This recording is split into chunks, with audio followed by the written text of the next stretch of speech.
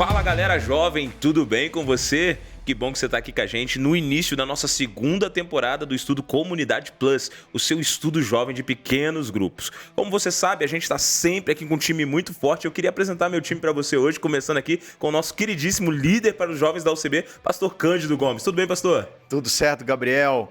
Bom ter vocês com a gente, essa jornada vai ser incrível. Que alegria estar aqui com o Pastor Cândido. Para quem não sabe, ele é autor da meditação desse ano e tá top. Segue ele lá que você vai ver várias dicas muito fortes, né, pastor? Valeu. Tá sendo uma bênção, né?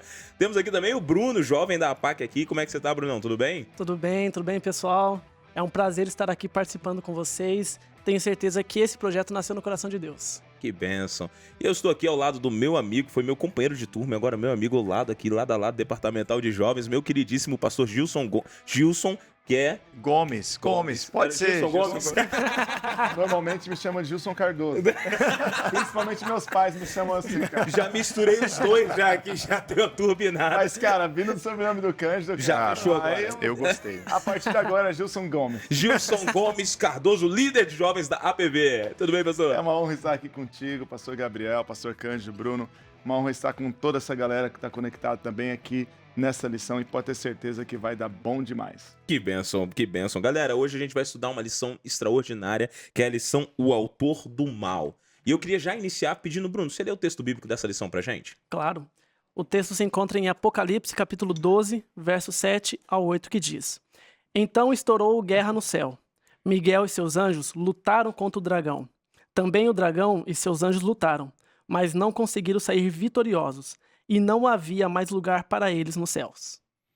Cara, essa semana, no nosso PG, a gente vai pensar um pouco sobre a rebelião que aconteceu no céu. Eu acho que a galera que está conectada sabe. A gente não estuda aqui nesse momento o tema da lição da escola sabatina, que é muito bom e você deve estudar todos os dias. Mas essa é aquela parte que vem depois da sexta-feira, que é um recurso para você ter um papo legal, para você ter uma condução interessante para o seu pequeno grupo jovem. E a gente vai estudar, claro, em paralelo com o tema que está sendo explorado nesse trimestre na lição da Escola Sabatina, vamos estudar sobre o grande conflito. E hoje, como o Bruno leu para nós, esse texto descreve uma rebelião que aconteceu no céu. A gente, às vezes, testemunha rebeliões, desentendimentos, desequilíbrios nas nossas relações sociais e a gente pode até pensar que isso é privilégio do nosso tempo, do nosso contexto, mas isso aconteceu até no céu. Agora, para a gente começar aqui o nosso bate-papo, alguém de vocês já presenciou ou já conheceu alguém que participou assim, de uma rebelião? Olha, Cândido, você estava falando aqui, eu estava lembrando o seguinte, no meu tempo de faculdade eu conheci um rapaz, um amigo, que ele já era um pouco mais velho do que eu, e ele era carcereiro. E nessa prisão onde ele trabalhou, houve uma rebelião e ele foi feito refém.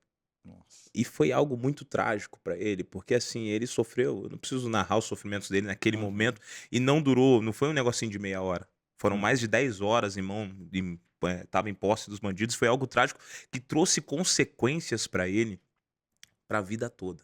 Quando eu o conheci, que a gente começou a conversar, ele tomava remédios, tinha algumas consequências psicológicas, e a gente percebe que a rebelião normalmente traz consequências pesadas sobre aqueles que estão envolvidos, e às vezes você nem começou, como é o caso dele, mas as consequências acabam te pegando pelo caminho. Então é algo meio trágico, pesado, né?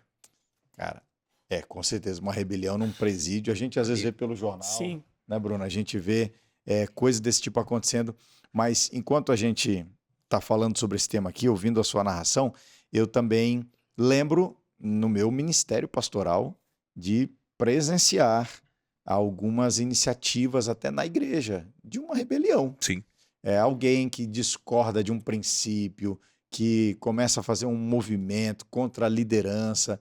Eu já vivenciei isso. E posso dizer para vocês, isso deixa marcas na vida de uma comunidade, isso deixa marca na biografia de uma pessoa, Sim. isso causa danos. Eu costumava até dizer assim, olha, isso aqui vai demorar 10 anos para essa cicatriz, para essa ferida ser curada, para isso aqui ser cicatrizado. Como a gente lida com essa realidade de rebeliões, não é verdade? Agora, pensando nisso, como é que a gente entende, assim, até, Gilson, tomar liberdade de direcionar para você, por que a maioria dessas guerras ou rebeliões ou desentendimentos que alcançam tantas pessoas, às vezes até multidões, países, Como que a gente entende que isso começa, às vezes, no coração de uma pessoa só? Esse é um conceito muito interessante, porque toda rebelião, eu particularmente separei 3 Cs para rebelião aqui, né? Ela começa, primeiro, pela cobiça. Ok. Segundo ponto, gera uma contenda. E o terceiro ponto é que tudo isso tem que gerar convencimento, convencer outras pessoas a acreditar na tua ideia para trabalhar nisso. O próprio Tiago, não é verdade? Tiago, ele escreve assim, e isso aqui faz parte de uma reflexão minha muito pessoal, é que quando a gente vê uma guerra, alguma coisa acontecendo, sempre surgiu primeiro na cabeça de um camarada só. Aí ele vai trabalhando o conceito, ideia, você pode ver o próprio nazismo, Segunda Guerra Mundial, e por aí vai. Tiago escreve assim em capítulo 4, no verso 1. Ele diz assim, de onde vêm as guerras e contendas que há entre vocês? Não vêm das paixões que guerreiam dentro de vocês? Então, quando uma rebelião ela se torna externa, aquele motim, aquela contenda toda, primeiro surgiu dentro do nosso coração.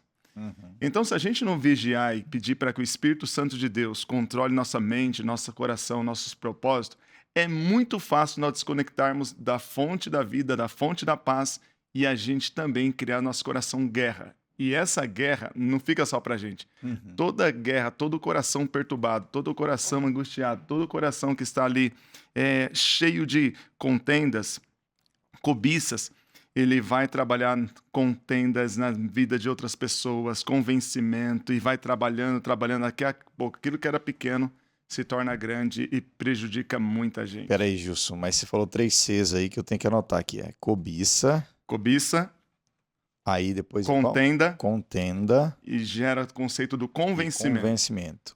Tenho que convencer pessoas a trabalhar de acordo com as minhas expectativas, com aquilo que eu creio, porque ninguém fica com uma guerra só para si. Uau! Ninguém carrega uma guerra só para si. Mesmo. Verdade. Bruno, agora eu quero ler um texto bíblico aqui, cara. Tá muito legal aqui esse bate-papo. Acho que a galera lá no pequeno grupo vai lembrar de histórias e vai, de repente, pegar essas perguntas aqui e conversar. Porque o objetivo do pequeno grupo não é alguém dar uma aula sobre um assunto, é a gente conversar, fazer conexões daquele tema com a nossa vida, e eu espero que seja assim lá no seu pequeno grupo, com a sua galera, na sua igreja também, tá? Ou na casa, enfim, onde vocês se reunirem. Agora, Bruno, olha esse texto aqui, ó, que está em Provérbios, capítulo 4, verso 23, diz assim, ó, sobre tudo o que se deve guardar, guarda o coração, porque dele procedem as fontes da vida. Como é que você entende aqui, Bruno, esse conselho, como ele pode nos ajudar a prevenir consequências ruins na nossa vida?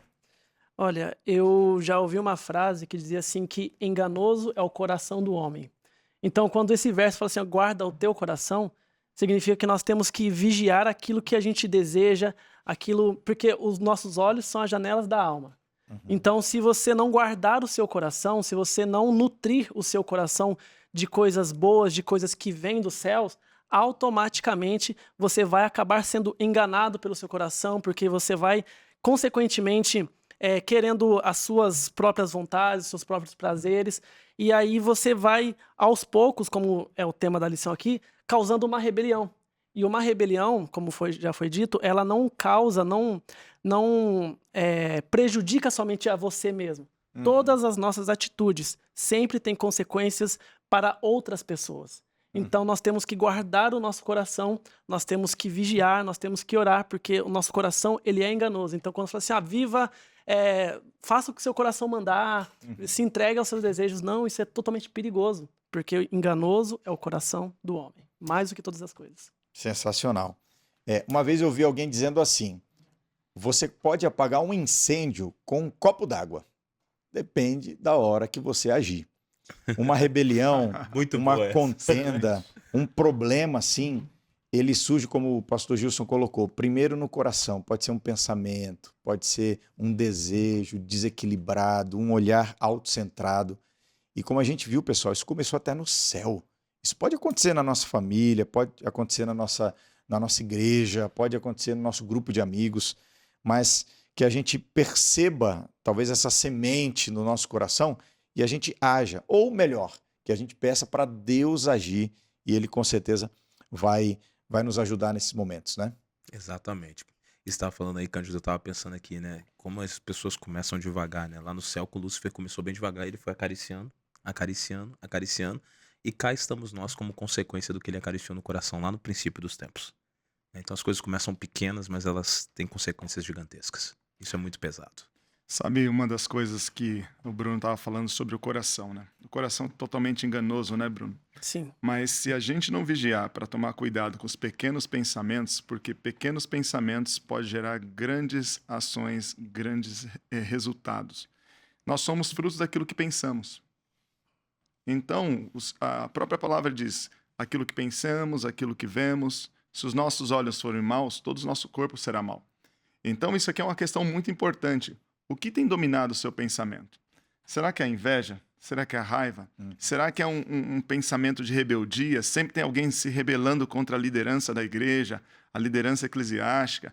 Será que é o orgulho, a cobiça, a vontade de ser superior? Eu me assentarei, eu subirei. As ideias de Lúcifer. Será que é aquilo não eu tenho que ter? Então, esse conceito ele é importante. Se o nosso coração ele for dominado, nossos pensamentos ele for dominados por pensamentos nocivos, isso vai gerar também atitudes nocivas. exatamente. E eu vi uma frase uma vez que dizia: a boca fala do que o coração está cheio. Então, assim, mas como que eu vou saber o que está no meu coração? Observa aquilo que você fala. A boca fala daquilo que o coração está cheio. Então, aí, por aí você já vai ter um norte e vai saber como está o seu coração, como está a sua conduta, como estão os seus desejos. Muito bem colocado, galera. A gente tinha pano pra manga pra ficar discutindo isso aqui por horas aqui a fio, mas a gente só tá dando start pra galera de casa continuar, não é isso? Então, obrigado, meninos, e você de casa continua com o seu PG, vai ser uma bênção, tenho certeza. E agora, infelizmente, estamos terminando o nosso primeiro capítulo, tá legal? Mas vamos orar pra gente poder terminar, então? Vamos orar. Querido Deus, obrigado, Senhor, pelo estudo de hoje. Pedimos uma bênção sobre cada um que está assistindo, sobre cada PG que vai reproduzir esse estudo. Que o Teu Santo Espírito esteja guiando, dando a sabedoria e que os nossos meninos e meninas possam estar voltando o seu coração para as Tuas mãos, ó Deus, para serem guiados por Ti. Amém. Fica com cada um aqui. Obrigado por tudo. Em nome de Jesus. Amém. Amém. Valeu, galera. Brigadão. Até a próxima, você de casa. Valeu!